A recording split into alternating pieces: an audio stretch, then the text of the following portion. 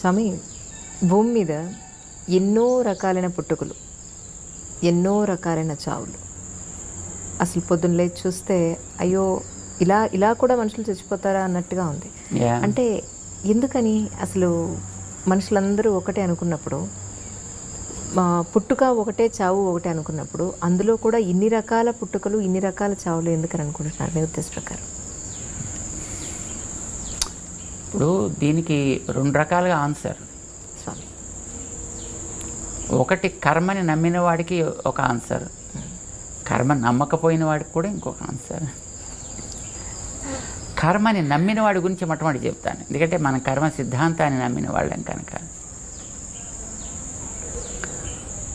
ఒకడు తన జీవిత కాలంలో రకరకాలుగా క్రూరమైన పనులు చేస్తూ బతుకుతాడు. వాడు వీడిని పొడుస్తాడు, వాడిని పొడుస్తాడు, చంపుతాడు, జంతువుల్ని చంపుతాడు, తింటాడు, పచ్చి జంతువుల్ని తింటాడు, రకరకాలుగా.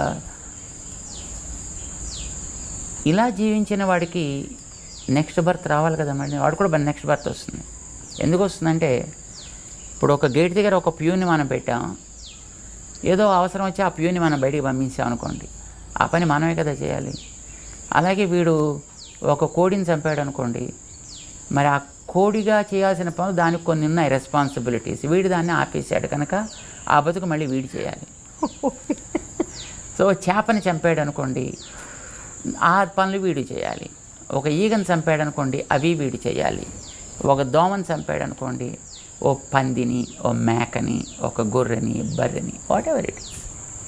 ఇప్పుడు వీటన్నిటినీ వాడు చంపినప్పుడు అవన్నీ చేయాల్సిన పనులు వీడు చేయాలి కనుక వీడికి నెక్స్ట్ బర్త్లో వాటికి ఏవేవైతే ఎక్స్పీరియన్స్ చేయాల్సి ఉందో అవన్నీ వీడికి ఎక్స్పీరియన్స్కి వస్తాయి ఆటోమేటిక్గా, ఒకదాని తర్వాత ఒకటి. ఒక బర్త్లో రాకపోవచ్చు, maybe a few births, right. దాన్ని బట్టి వీడి యొక్క పుట్టుకలోనూ మార్పులు వస్తాయి. ఒక్కొక్కడు కుక్కలా పుడతాడు, ఒక్కొక్కడు చేపలా పుడతాడు, ఒక్కొక్కడు పందిలాగా పుడతాడు, ఒక్కొక్కడు పిల్లిలాగా పుడతాడు. ఆ పుట్టే ప్రాసెస్లో వీడు యాక్చువల్గా మనిషిగా పుట్టాల్సిన వాడు. మనిషిగా పుట్టాల్సిన కుక్కలా పుట్టాడు అనుకోండి, మరి దానిలో తేడా ఉంటుంది కదా. Different types of births. చాలామంది అంటుంటారు, వీడికి ఉండే కర్మలు ఎన్ని రకాలు ఉంటాయో, కర్మని వీడు అనుభవించాలి. కర్మ ఎప్పుడూ కూడా కృతం కర్మ శుభ అశుభం అవశ్యం అనుభోక్తవ్యం. ఏది మనం ఒకసారి చేశామో దాన్ని ఎప్పుడో అప్పుడు తప్పకుండా అనుభవించి తీరవలే, ఎవడైనా కానివ్వండి. మరి అనుభవించడానికి బాడీయే కదా సాధనం. బాడీలోకి రావాలి, మళ్ళీ బాడీలోంచి వెళ్ళాలి. కనుక ఈ మధ్యలోనే వాడికి అనుభవించాల్సిన వాటన్నిటిని కూడా అనుభవింప చేయాలి కదా. కర్మల యొక్క తారతమ్యాన్ని బట్టి వీడి యొక్క పుట్టుకల్లో తారతమ్యాలు ఏర్పడతాయి, వీడి యొక్క పోకడలో తారతమ్యాలు ఏర్పడతాయి, వీడు సాగించే జీవితంలో కూడా తారతమ్యాలు ఏర్పడతాయి. ఇది కర్మని నమ్మిన వాడి సంగతి. కర్మని నమ్మలేదనుకోండి, అలాంటప్పుడు ఇందాక మేము చెప్పాను చూసారా, లాజిక్. ఒకడినెవడో వీడు ఏదో చేశాడు, హింసించాడు, మరి హింసించిన దాని యొక్క ఫలితం వీడు పొందాలి కదా. అంచేత వీడికి వాడి హింసకి సంబంధించినటువంటి ఏ అనుభవం ఉంటుందో ఆ అనుభవం వీడికి ఇక్కడ రావాలి. కొంతమంది చెప్తుంటారు, అబ్బా నేను నిజంగా పుట్టినప్పటి నుంచి ఇప్పటిదాకా ఏం తప్పు చేయలేదండి, కానీ ఎందుకు వచ్చిందండి ఇలాంటిది. పాపం వాడండి అసలు ఎంత అమాయకుడండి, కానీ వాడికి ఎందుకండి ఇట్లాంటి బాధ వచ్చింది, వాడికి ఎందుకంటే ఇట్లాంటి రోగం వచ్చింది, వాడికి ఎందుకంటే ఇట్లాంటి చావు వచ్చింది, ఇలా అంటుంటారు. లాజిక్ మనం బట్టి మనం చూసినట్లయితే వీడి ఇంతకుముందు ఏం చేశాడని పాపం వాడికి తెలియదు. ఇప్పుడు మనం కార్యాన్ని బట్టి కారణాన్ని ఊహిస్తాం. ఇప్పుడు ఈవేళ త్రేన్పు వచ్చిందనుకోండి, దాంట్లో జీలకర్ర వాసన వేస్తే బహుశా నేను తిన దాంట్లో ఎక్కడో జీలకర్ర ఉంటుంది అని మనం ఊహిస్తాం మనం. అలాగే ఇప్పుడు మనం అనుభవించేటటువంటి దాన్ని బట్టి బహుశా వీడు ప్రీవియస్ బర్త్లో వీడు ఏదో చేసి ఉంటాడు అని మనం తప్పకుండా వీ ఇన్ఫర్ దట్, అది మనం ఊహిస్తాం దాన్ని. బికాస్ ఇది మనకి ఫస్ట్ బర్త్ కాదు, ఎవరికి కాదు, ఎన్నో బర్త్స్ మనం సాగుతున్నాయి. దీన్ని మనం అంగీకరించాలి. లాజికల్గా చెప్తున్నాను. ఎందుకు లాజికల్గా అంగీకరించాలి?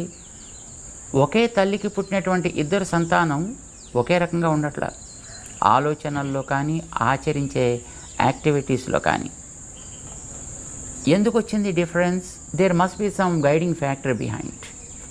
అది మనం పూర్వజన్మలోంచి వచ్చింది ఏదో అని క్యారీడ్ ఫార్వర్డ్ తీసుకుంటాం మనం.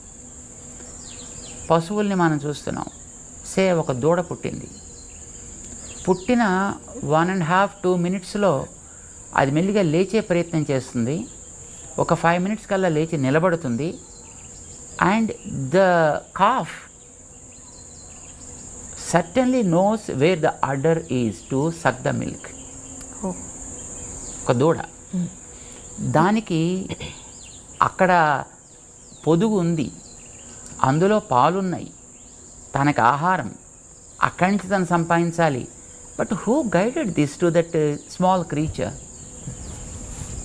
ఎవరికి దానికి గైడెన్స్ ఇస్తున్నారో మనకి తెలియదు. మరి తల్లి తను చెప్పదు, చెప్పే స్థితిలో తల్లి కూడా ఉండదు. ఎందుకంటే అప్పుడే పాపం దూడని కంటుంది, అది ఇంకా తన బాధ ఏదో తను పడుతూ ఉంటుంది. కానీ మీన్వైల్ ఈ పిల్ల లేస్తుంది, నడుస్తుంది, పొదుగు దగ్గర మూతి పెడుతుంది, పాలు తాగడం కూడా ప్రారంభిస్తుంది. అంటే వ్యక్తికి బ్రతికేటటువంటి అదృష్టం ఉంది కనుక ఆ వెనకాతలు ఉండేటువంటి ఆ అదృష్టం ఏదో దాన్ని గైడ్ చేస్తుంది. దీన్ని బట్టి మనకేమర్థమవుతుంది? దానికి కూడా ఒక ప్రీవియస్ బర్త్ ఉంది. ఆ బర్త్ ప్రకారం దానికి నేను ఇంకా కొంతకాలం బ్రతకాలి అని అనిపించింది. So it searched for the food and it got the food also. ఇది వెనకాతల కర్మ ఉందో లేదో మనకు తెలియదు, బట్ వెనకాతల బర్త్స్ అయితే మనకి తప్పనిసరిగా ఉన్నాయి. And something we have acquired also with us, carrying that stock right now with us. దీన్ని బట్టి వాడు అంతకుముందు ఏం చేశాడో మనకి తెలియదు. వాడు ఏదో ఒక ప్రభావం చేత ఇక్కడ ఈ జన్మలో వచ్చాడు, ఇక్కడ పుట్టాడు ఇక్కడ.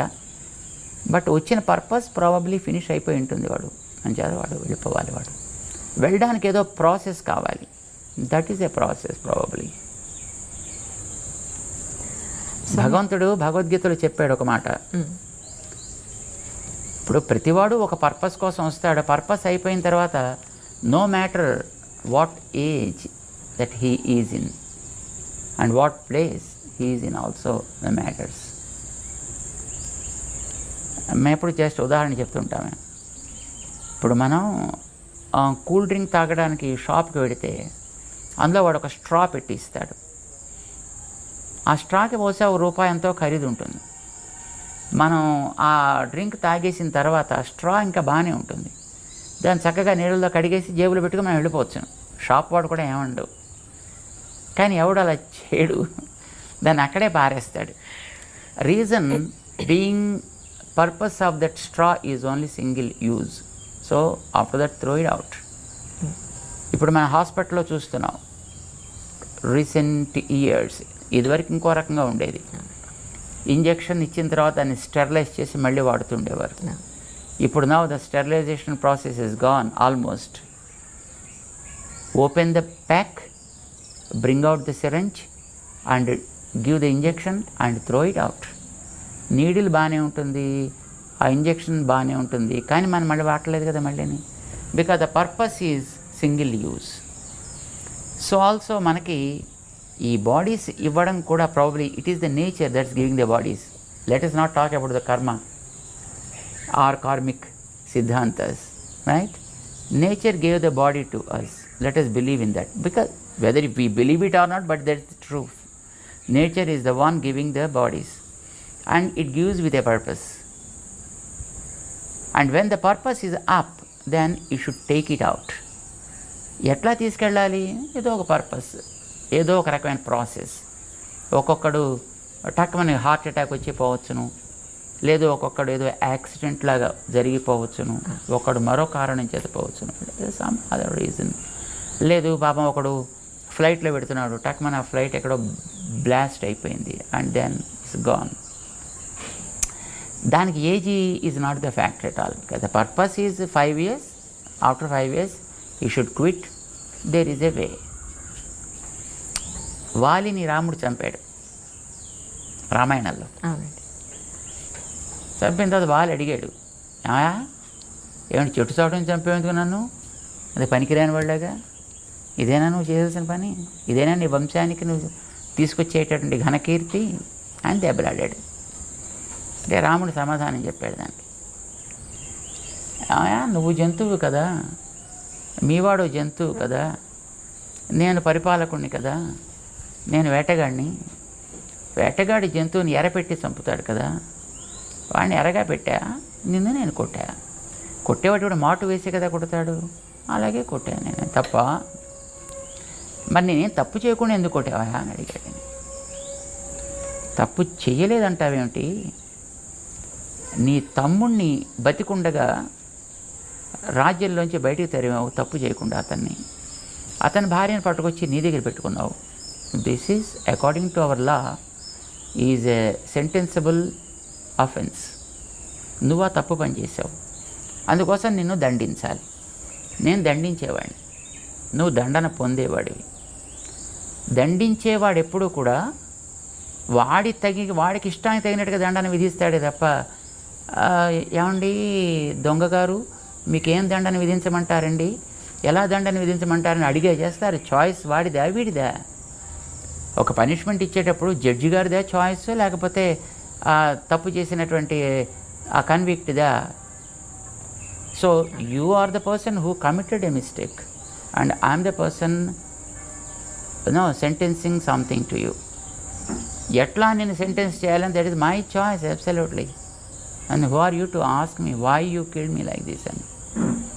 నా ఇష్టం, నేను కావాలంటే నేను హ్యాంగ్ చేస్తా, లేక షూట్ చేస్తా, లేకపోతే ఎలక్ట్రిక్ చైర్లో కూర్చోబెట్టి షాక్ ఇస్తా, లేకపోతే మరి ఇంకోటి ఏదో చేస్తా.